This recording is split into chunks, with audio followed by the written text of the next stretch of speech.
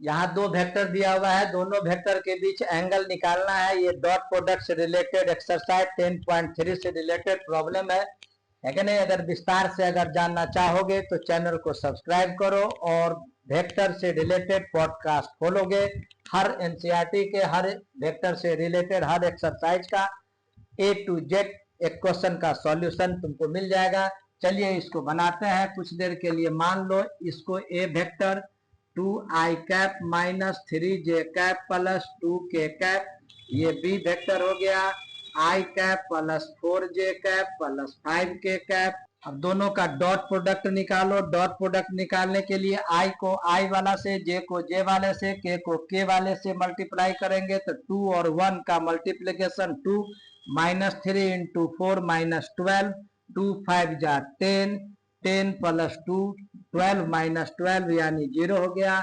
क्योंकि दोनों वेक्टर का डॉट प्रोडक्ट 0 है इसलिए थीटा का दोनों के बीच का एंगल थीटा का वैल्यू 90 डिग्री होगा। सपोज करो यदि मान लो यह 0 नहीं होता तो फॉर्मूला होता है cos theta equal to a dot b और दोनों वेक्टर के मैग्नीट्यूड को मल्टीप्लाई करके डिवाइड करते हैं।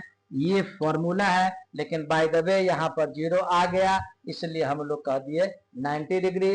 अगर 0 नहीं आता तो इस फॉर्मूला को इस्तेमाल करते तो फिर उसके बीच का एंगल निकलता।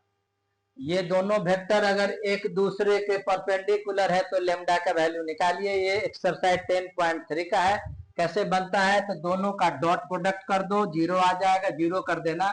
सॉल्यूशन में 3i cap plus j cap minus 2k cap dot product i cap plus lambda j cap minus 3k cap equal to 0।